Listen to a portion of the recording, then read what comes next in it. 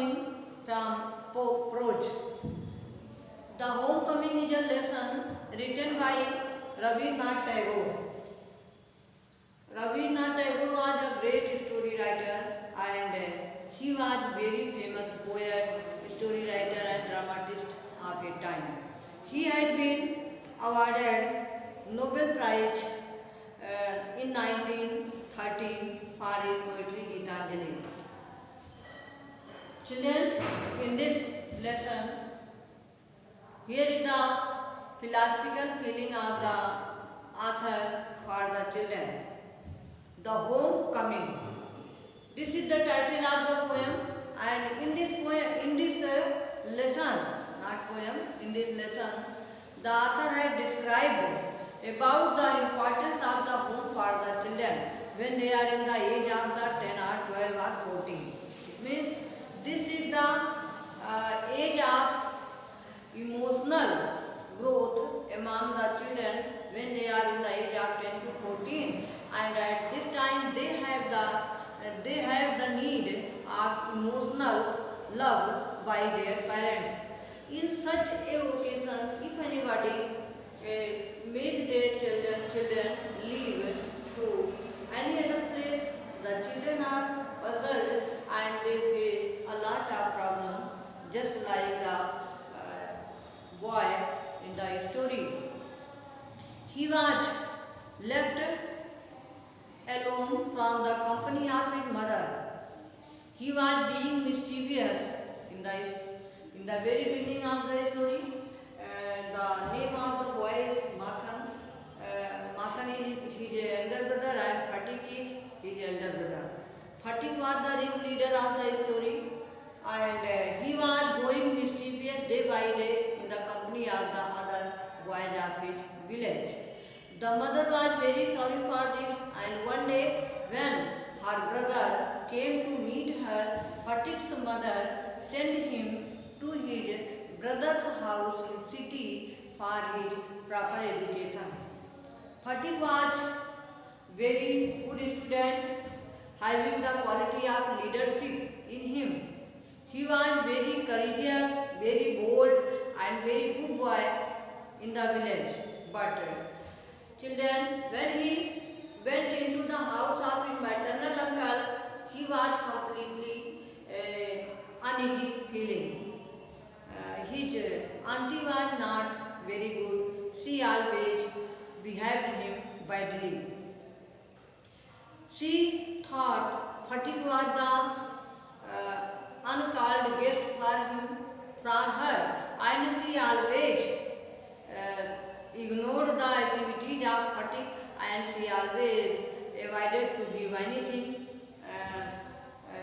which were shared in the house among her children. The behavior of the auntie was not good for Phatik, and Phatik was also suffocating in her house. He felt as if he was trapped in the wall of the home, and he has nothing to go from there. His cousin brother also hated him, and they taunted him on the different occasions. So Phatik was going worse day by day. At a time when Phatik was living in his village, at that time he was well-known student in his class. He was very good leader and he was very bold boy. But when he went to his maternal uncle and he was admitted in his school, at that time Phatik was going worse day by day. He used to sit on the back bench and he never talked to anyone, because at that time there was only one thing in the mind of Phatik: how could he escape himself from the maternal uncle's house? Because the house of the maternal uncle was like the prison for him. He was not feeling well, and the hard voice of his auntie was also pinching him again and again. The behavior of his cousin brothers were also very bad, so he did not like to stay anymore in the house of maternal uncle, but he could not protest it. When he was coming from his mother's house, she had suggested him that Fatik would return to the village when the summer vacation will come. So Fatik was waiting for the summer vacation because his one day or 1 hour was passing very widely. He could not want to live anymore in the village. In this suffocation, he was going worse in the class and the teacher always beat him.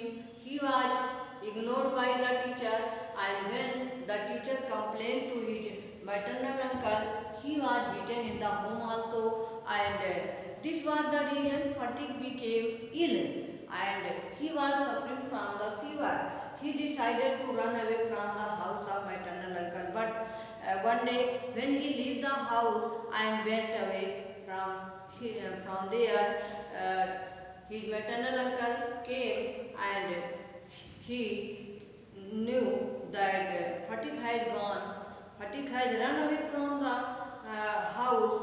He searched for him and he found him on the other station. He in the guidance of the police. So he brought Fatik once again to his house and informed his sister to come and to take away her son because he was not feeling well. When Fatik's mother heard about the illness of Fatik, she became very anxious and she decided to come to meet to Fatik. And when she came in the house of her brother, she found that Fatik was suffering from the fever and he was murmuring only one song, "Mother, summer vacations have come. Mother, summer vacations have come." In such condition, mother entered in the room and she embraced her son. This is the story of the lesson. Well children, ये कहानी जो है home coming, जैसा कि title से ही आपको समझ में आ रहा होगा, द होम कमिंग मीन्स घर को वापस आना। एक्चुअली ये कहानी एक ऐसे बच्चे की है जो कि 14-15 साल का बच्चा है और ऐसे में 14-15 वर्ष की जो बच्चों की एज होती है उनके अंदर भावनात्मक विकास होता है और ऐसे में भावनात्मक विकास के समय अगर बच्चों को मेंटली टॉर्चर किया जाता है, उनको मानसिक रूप से जो है प्रताड़ित किया जाता है, तो बच्चे जो है अपने ग्रोथ को खो देते हैं और वो दूसरे एक्शन लेने लगते हैं। कुछ ऐसे ही कहानी उस बच्चे की है जिसका नाम फटिक है। फटिक जो है गांव में रहता है। गांव में उसकी एक माँ है और उसका एक छोटा भाई है जिसका नाम माखन है।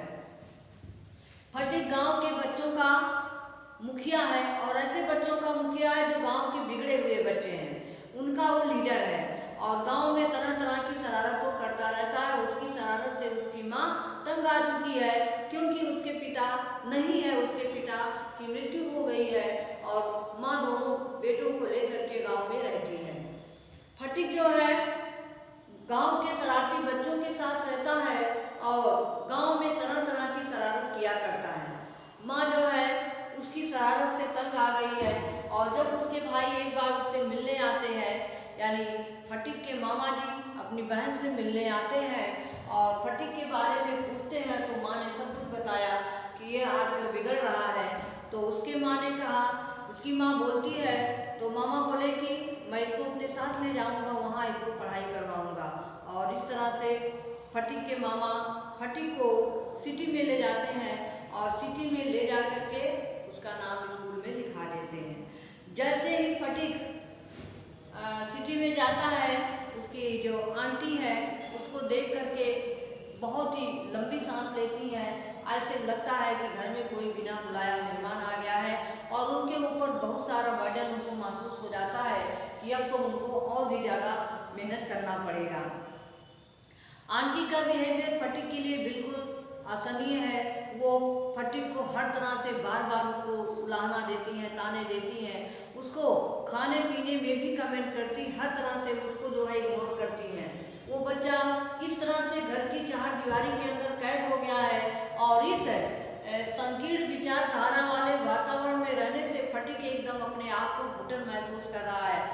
उसके जो मामा के लड़के हैं, जिसका एक मामा का एक बेटा है एक बेटी है, वो दोनों बच्चे भी फटीक के साथ अच्छा व्यवहार नहीं करते हैं। जिस स्कूल में उसके मामा के लड़के पढ़ते हैं उसी स्कूल में फटीक का भी नाम लिखाया गया है, लेकिन फटीक को वहाँ स्कूल में इस तरह का कोई इम्पोर्टेंस नहीं मिलता है, क्योंकि फटीक जो घर में दिन प्रतिदिन के जो क्रियाकलाप हैं जो उसके साथ घर में तरह तरह की यातनाएं उसको दी जा रही हैं, ये सोच करके वो बच्चा स्कूल जाने पर भी परेशान रहता है और परिणाम ये होता है कि वो बच्चा जाकर पीछे वाली सीट पर बैठता है और उसका कोई भी काम नहीं पूरा होता है, हर काम उसका छूटा हुआ है। टीचर जब कंप्लेन करते हैं उसके मामा जी से, तो मामा जी उसकी पिटाई करते हैं और उसकी आंटी जो है पुनः उसको बार बार टार्चर करती हैं कि केवल बैठ कर खा रहा है, पढ़ना लिखना नहीं है। इस तरह से तरह तरह की बातें उसको सुनाती हैं और फटीक के मन में तरह तरह की भावनाएं उत्पन्न हो रही हैं और उसको लगता है कि कौन सा ऐसा दिन आएगा जब वो इस घुटन भरी जिंदगी को छोड़ करके अपने गाँव में पुनः वापस चला जाएगा। उसको नहीं लगता है कि मुझे यहाँ पर रहना है और वह एक एक दिन गिनता है, ईश्वर से प्रार्थना करता है कि काश जल्दी गर्मी की छुट्टियाँ आए और मैं पुनः अपनी माँ के पास चला जाऊँ, मुझे यहाँ नहीं रहना है।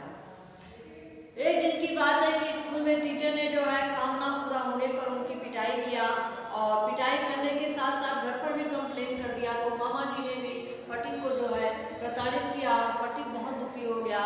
उसने घर छोड़ने का निश्चय किया। वो घर छोड़ करके बाहर भाग जाता है, लेकिन थोड़ी दूर जाने के बाद जब उसके मामा जी शाम को घर लौटते और पता चलता है कि आज फटीक लौटा ही नहीं स्कूल से, तो वह परेशान हो जाते हैं और फटीक को ढूंढने के लिए उन्होंने पुलिस को इन्फॉर्म किया और पुलिस की सहायता से फटीक को एक दूसरे स्थान पर, एक दूसरे स्टेशन पर वो कैप्चर कर लेते हैं। फटीक को पकड़ करके पुनः अपने घर लाते हैं और फिर उसके बाद अपनी बहन को इन्फॉर्म करते हैं कि फटीक को यहाँ से ले जाओ, उसकी तबीयत ठीक नहीं है। फटीक बीमार हो जाता है और बीमार होने के बाद उसको बहुत तेज बुखार है, लेकिन उसके पास बैठने वाला कोई नहीं है। उसकी आंटी उसके पास नहीं आती, वो चुपचाप सोते में बड़बड़ाता रहता है और तरह तरह की भावनाएं उसके मन में उत्पन्न हो रही हैं। वो बार बार अपनी माँ के लिए रोता है और एक बार ये कहता है, बार बार ये कहता है कि मुझे अपने घर जाना है, मुझे अपने घर जाना है, मेरी माँ को बुला दो। इस तरह की फीलिंग लेकर के बच्चा रात दिन जो है परेशान है और यही पूछता है, माँ तुम आ गई, माँ तुम आ गई।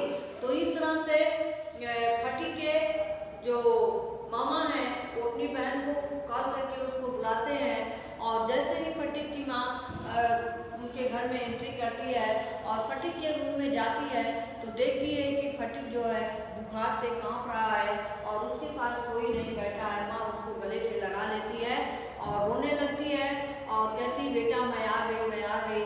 और फटीक भी कहता है, माँ क्या गर्मी की छुट्टी आ गई? माँ समर वैकेशन आ गया, अब मुझे घर चलना है। ये सोच करके यहीं पर कहानी समाप्त हो जाती है। तो बच्चों, इस कहानी को लिखने का इंटेंशन केवल ये है कि बच्चे जो होते हैं बहुत ही नाजुक होते हैं, बहुत ही इमोशनल होते हैं, उनका जो माइंड होता है वो बहुत ही, जिसको कहते हैं कि एक कोरी स्लेट होती है, उस पर जो चाहे, कोरा कागज होता है, उस पर जो चाहे लिख दो। बच्चों को चाहे तो आप एक वफादार, एक बहुत साहसी इंसान बना सकते हैं और चाहे तो अपने व्यवहार से बच्चों की ज़िंदगी को बर्बाद भी कर सकते हैं, क्योंकि 14 वर्ष की अवस्था में बच्चों का जो संवेगात्मक विकास होता है, ऐसे में बच्चों के अंदर चिड़चिड़ापन होता है, जरा सी बात पर नाराज होना, जरा सी बात पर खुश हो जाना, जरा सी बात पर अपने साहस को दिखाना, ये सारी चीज़ें बच्चों के अंदर इस समय होती हैं। और ऐसे में अगर बच्चे को माँ बाप का प्यार ना मिले, इसके बदले में दूसरों का ताना मिले, दूसरों की डांट मिले, मार मिले, तो ऐसे में बच्चा जो है अपने रास्ते से भटक जाता है और वो जो है सब कुछ छोड़ करके केवल एक ही चीज़ की इच्छा करने लगता है कि मुझे अपने घर जाना है। तो इसलिए लेखक का कहना है कि 14 वर्ष की अवस्था में बच्चों को अपने आप से दूर ना किया जाए, बल्कि उनके संवेगात्मक विकास के समय माता पिता और भाई बहनों के प्यार की आवश्यकता होती है, उनके सहयोग की आवश्यकता होती है, उनकी उत्सुकताओं को शांत करने की आवश्यकता होती है और ये काम एक माता पिता ही अच्छे से कर सकते हैं, अपने परिवार वाले ही कर सकते हैं। इसलिए दूसरे परिवार में बच्चों को ना डाला जाए। ये जो है लेखक का एक सुझाव है और कुछ इसी सुझाव को इन्होंने अपने इस चैप्टर में दिया है। तो well children, now let us read the para number 1 for the Hindi meaning and for the explanation. Phatik Chakravarti was the ringleader among the boys of the village। Phatik Chakravarti जो है गांव के जो गैर कानूनी कार्य करते हैं, रिंग लीडर मीन्स होता है हेड ऑफ इलीगल एक्टिविटी, यानी जो गलत कार्य करने वाले बच्चे हैं उनका ये लीडर है। गांव में कोई भी गलत कार्य होता है तो सबसे पहले फटिक का नाम आता है, क्योंकि उसका मुखिया वही है। A new mischief got into his head। इस बार उसके दिमाग में एक नई शरारत सूझती है, वो नया शरारत करने के लिए सोचता है। There was a heavy log lying on the mud flat, the river, waiting to be shaped into a mast for a boat।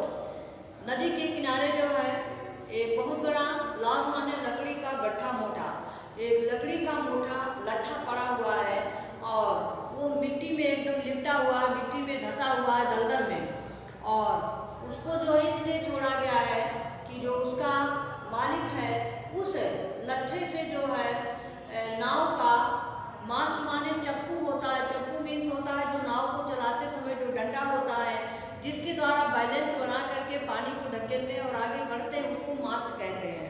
तो किसी ने मास्ट बनाने के लिए, नाव का चप्पू बनाने के लिए उस लट्ठे को वहाँ छोड़ रखा है। तो फटिक के मन में शरारत आती है कि चलो हम लोग इस लट्ठे को इस कीचड़ से निकाल करके बाहर करें। He decided that they should all work together to shift the log by manpower। और उसने निश्चय किया कि वो सारे बच्चे जो हैं मिल करके वो लट्ठे को उस स्थान से हटा करके दूसरी जगह लगा देंगे एंड रॉन इट अवे, और उसे लुढ़का कर बहुत दूर ले जाएंगे। यानी कि कहता है कि चलो हम सभी लोग इस लट्ठे को मिट्टी से निकाल लें और निकाल करके लुढ़का करके बहुत दूर ले चलें।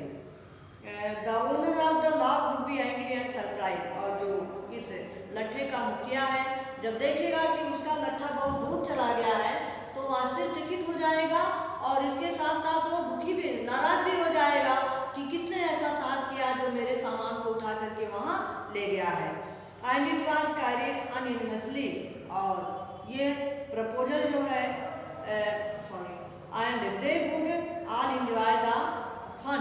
और कहते हैं ऐसा करने में हम सभी लोगों को बहुत ही आनंद आएगा, यानी हम लोग लट्ठा ढकेलेंगे, अपनी ताकत लगाएंगे, जो जो चिल्लाएंगे तो इसमें सबको आनंद आएगा। Everyone seconded the proposal. Seconded माने सपोर्टेड। सभी लोगों ने बिना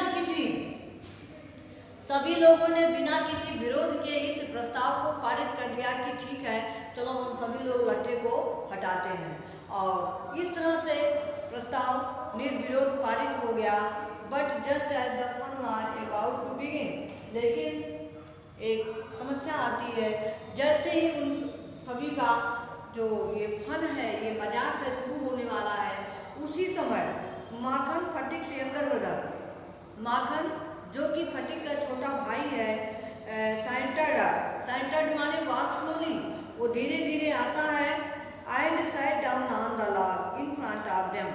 और उनके सामने आकर के उसी लट्ठे पर बैठ जाता है। ऑल विदाउट ए वर्ड, बिना किसी से कुछ कहे हुए, किसी से कुछ बोलता नहीं और धीरे से आकर के लट्ठे के ऊपर बैठ जाता है। The boys were puzzled for a moment. लड़कों ने देखा कि उन लोगों का फन स्टार्ट होने वाला है और इस तरह से माखन आकर उसके ऊपर बैठ गया तो थोड़ी देर के लिए वो लोग घबरा जाते हैं। He was pushed rather timidly। और बहुत ही डरते डरते उन लोगों ने माखन को धीरे से धक्का भी दिया। By one of the boy I am told to get up. और उनमें से एक लड़के ने कहा कि माखन तुम यहाँ से हट जाओ। But he remained quite unconcern. लेकिन माखन ने उसकी बात को नहीं सुना और बिना कुछ सुने हुए वहीं पर बैठा रह गया। He appeared like a young philosopher meditating on the futility of games। उसको देख के ऐसे लग रहा था कि कोई बहुत बड़ा यंग फिलासफर हो, कोई नवयुवक दार्शनिक हो, meditating on the futility of games, जो कि किसी निरर्थक खेल के बारे में ध्यान लगा करके सोच रहा हो, अर्थात उसको देख के लग रहा था कि कोई बहुत बड़ा फिलासफर है, दार्शनिक है, जो कि यूटिलिटी माने यूजलेस जेल के बारे में कोई प्लानिंग कर रहा है, कुछ सोच रहा है, ऐसी योजना बना रहा है, ऐसा बच्चों ने उसके बारे में महसूस किया। फटिक वाज फ्यूरियस, और फटिक जब ये देखता है कि उसका भाई आकर के बैठ गया तो नाराज हो जाता है और क्या कहता है, माखन, he cried, तेजी से चिल्लाया, माखन, if you don't get down this minute I will thrash you। कहता है अगर 1 मिनट के अंदर तुम लट्ठे पर से नहीं उतरे तो I will thrash you। Trash माने होता है बलपूर्वक प्रहार करना, यानी पीटना, और ऐसा पीटना जिसमें शारीरिक आघात भी हो जाए, शारीरिक चोट भी आए। तो कहता है कि मैं तुमको बहुत बुरी तरह से पिटाई करूंगा। Now if Phatik was to keep it regal dignity before the public it was clear to was to carry out it threat. और अब यहाँ पर if Phatik was to keep it real dignity, Phatik सोचता है कि अगर उसको अपने स्वाभिमान को बचाना है तो बिफोर द पब्लिक, पब्लिक कौन है, फटिक के दोस्त हैं, तो बिफोर द पब्लिक अपने दोस्तों के सामने उसको अपना सम्मान बचाना है कि छोटा भाई जो उसकी इज्जत नहीं करता है, इसका छोटा भाई जो इस तरह से शरारत करता है, इसलिए अपने स्वाभिमान को बचाना चाहता है। It was clear to are to carry out a threat, इसलिए वो कहता है कि अब वो अपनी धमकी को पूरा भी करेगा। धमकी क्या दिया है कि मैं तुमको बहुत बुरी तरह से पिटाई करूँगा। इसलिए कहता है कि इस बार अगर माखन नहीं हटा तो वह उसको शारीरिक क्षति पहुंचा देगा। But his courage fail him at the crisis, लेकिन एक बार जब वो मारने को सोचता है और दूसरी बार उसका साहस जो है टूट जाता है, क्योंकि वो जानता है कि क्राइसिस माने संकट, कि माखन को मारने के बाद उसके ऊपर क्या संकट आने वाला, अर्थात जब वो माखन को मार देगा तो माँ किस तरह से उसकी पिटाई करेगी, ये सोच करके फटिक एक बार डर जाता है। His fertile brain, however, rapidly seized upon a new maneuver which would discomfit his brother and afford his followers and added amusement। लेकिन फटिक जो है वो बहुत ही शातिर दिमाग का है। वो क्या करता है, फर्टाइल ब्रेन कैसा उसका फर्टाइल है। फर्टाइल मीन्स होता है having the fertility, it means the brain where are different types of the ideas in the mind. तो फटिक का जो माइंड है वो फर्टाइल है, यानी कि बहुत ही ज़्यादा सक्रिय दिमाग है उसका। Rapidly seized upon a new manoeuvre, अचानक वो जो है दूसरा मैन्यूअर माने होता है एक्शन, वो दूसरे कार्य के बारे में सोचता है कि फटिक माखन बैठा रहेगा और हम लोग तब भी फन करेंगे, कोई ऐसी योजना वो बनाता है। विच वुड डिसकॉम्फिट इज ब्रदर, जिससे कि उसके भाई को, डिसकॉम्फिट माने फील अनइजी, जिसके उसके भाई को थोड़ा सा अनइजी फील होगा, थोड़ा सा परेशानी होगी।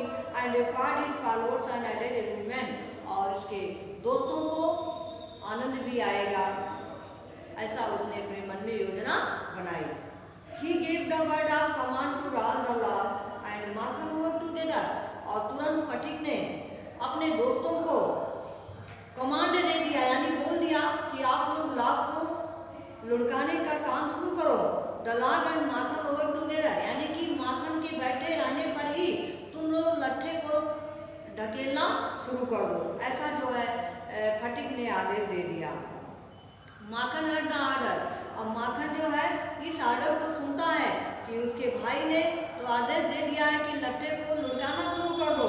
And made it a point of honour to stick on, और माखन को लगता है कि अगर वो छोड़ करके भाग जाता है तो उसका सम्मान घट जाएगा, इसलिए वो अपने सम्मान की रक्षा के लिए उसी पर वो बैठा रहता है। बट स्टिक ऑन माने टिके रहना। But he overlooked the fact, लेकिन उसने फिर एक बार देखा, like those who attempt earthly fame in other matters, उन लोगों की तरह जो लोग छोटी छोटी बातों में इस पृथ्वी पर अपनी सारी यश को मिट्टी में मिला देते हैं। That there was peril in it, और उसको लगा कि इस लट्ठे पर तो बैठे रहने में उसको खतरा है, क्योंकि अगर वो लट्ठे पर बैठा रहेगा और अगर वो लोग लट्ठे को सरका देंगे, लुढ़का देंगे, तो हो सकता है माखन को चोट भी लग जाए। इसलिए वो कहता है कि लट्ठे पर बैठे रहने से अगर ये लोग उसको लुढ़का रहे हैं तो मेरे लिए खतरा है, और अगर मैं चुपचाप उठ करके चला जाता हूँ तो इसमें मेरा स्वाभिमान दांव पर लगा हुआ है। ये सोच करके माखन जो है परेशान है। The boys began to heave at the log with all their might. और माखन के कमांड देने पर, माखन के कहने पर बच्चों ने अपना कार्य शुरू कर दिया। They began to heave, heave माने लंबी सांस लेना, लंबी लंबी सांस भरना, क्योंकि सारे बच्चे अपनी पूरी ताकत लगा करके लट्ठे को कीचड़ में से बाहर निकालने लगे। तो इसलिए वो लोग जो है लंबी लंबी सांसें लेने लगे। विदाउट देयर माइट, जितना उनके पास ताकत थी सब उन्होंने लगा दिया, calling out। और फिर उन्होंने क्या कहा, 1 2 3 गो, यानी कहते हैं 1 2 3, यानी 3 में जो है लट्ठे को सरका देते हैं। At the word go, the log bent, और जैसे उन लोगों ने 3 के बाद गो कहा, लट्ठा तुरंत जो है अपने स्थान से आगे बढ़ गया। And with it Makhan, it went Makhan philosophy glory and all, और जब लट्ठा आगे गिर गया तो माखन जो कि लट्ठे के ऊपर बैठा था उसका भी सम्मान और स्वाभिमान जो है नष्ट हो गया, अर्थात माखन भी धरती पर आ गया। All the other boys shouted themselves hoarse with delight, और सारे बच्चे जो फटीक के दोस्त थे वो सारे लोग डिलाइट माने हैप्पीनेस, प्रसन्नता के साथ बहुत तेज तेज से चिल्लाने लगे, हंसने लगे। But fatigue was a little frightened, लेकिन माखन के जमीन पर गिरने से फटीक डर गया, क्योंकि वो सोच रहा है कि उसने गलती किया है और माखन जाकर के घर में माँ से शिकायत करेगा, माँ उसको मारेगी। और he knew that what was coming, वो जानता था कि अब क्या होने वाला है। And sure enough, Makhan rose from Mother Earth blind and fate and seeming like the furies, और जो वो सोच रहा था वही हुआ। माखन लट्ठे पर से जमीन पर गिरा, और जमीन पर गिरने के बाद वो तेजी से उठ गया, और उठ करके बहुत ही क्रोधित होकर के क्रोध में अंधा हो गया और तेजी से चिल्लाने लगा। He rushed at फटीक, वो फटीक के पास दौड़ा। And scratched his face, और फटीक के चेहरे को अपने नाखून से स्क्रैच कर लिया, उससे नोच डाला उसको, उसके चेहरे पर नाखून से घाव बना दिया। एंड बीट हिम, उसको मारा। एंड किक्ड हिम, उसको पैर से मारा। And then went crying home, और इसके बाद वो रोते हुए घर भी चला गया। The first act of the drama was over, और इस तरह से ड्रामा का पहला कार्य समाप्त हुआ, अर्थात फटीक ने अपनी शरारत कर दी, और माखन जो है फटीक को मारने के बाद भी रोते हुए माँ के पास जाता है और फटीक की सारी शिकायत वो कर देता है। इसलिए माखन जो है, क्योंकि वो छोटा है अभी, इसलिए माँ जो है माखन की ज़्यादा सुनती है और फटीक को बार बार उसकी पिटाई करती है। तो बच्चों, आज हम लोग यहीं तक पढ़ेंगे। पहले पैसेज की हम लोग हिंदी एक्सप्लेनेशन देखेंगे। Fatik Chakravorty was the ring leader among the boys of the village. First of all, you have to write the reference of the passage. This passage has been taken from the lesson The Homecoming, written by Rabindranath Tagore. After that, you have to write the context. In this passage, the author has described about a boy who is the ring leader of the village boy and who did a lot of mischiefs in the company of the other boys. And the explanation of the passage is, Fatick Chakravarti was the ring leader among the boys of the village. The author said that there were so many boys in the village, and among those village boys there was a special boy named Fatick Chakravarti, who was the ring leader among those. Means he was very brave, very courageous, very bold, and he was called the ring leader among those boys. A new mischief got into his head. He always did a lot of mischiefs in the company of those boys, and that day there was a new kind of mischief in the mind of Fatick Chakravarti. There was a heavy log lying on the mud flat, the river waiting to be shaped into a mass for a boat. Author said that on the side of the river bank there was a heavy log lying in the mud, and it was put for making the mast using in the boat, and it was lying in the way in the mud. And when Phatik saw this, an idea came to his mind about the log. He decided that they should all together to shift the log by main force, and Phatik thought that by using their power they would try to move the log from its place and carry it on the other place. In this way, they would get entertainment, and when the owner of the log would be angry, they would enjoy a fun in this way. By portion, transfer and roll it away. The owner of the log would be angry and surprised. He said that on the other day, when the owner of the log would come and he would find that the log has gone from its place, he would be angry as well as surprised.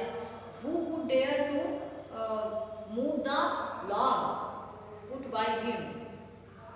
All these things bring a new type of the happiness in the mind of the boys who were very mischievous in the village. And this was the planning of the Phatik, that he would try to move the log in the company of the other boys of the village. Everyone seconded the proposal, and when the other boys of the village heard this wonderful game planned by Phatik Chakravarti, they all supported for this, and they all agreed for this wonderful game, and it was carried anonymously. It means everyone proposed for playing this new game without any protesting, without any opposing. They had to pass this wonderful game for playing the new game according to the idea of Phatik Chakravarti. Well, children, you have to explain this first passage in your notebook and read the other passage which I have taught you today, and now we will meet again in my next video. Thanks. Have a nice day.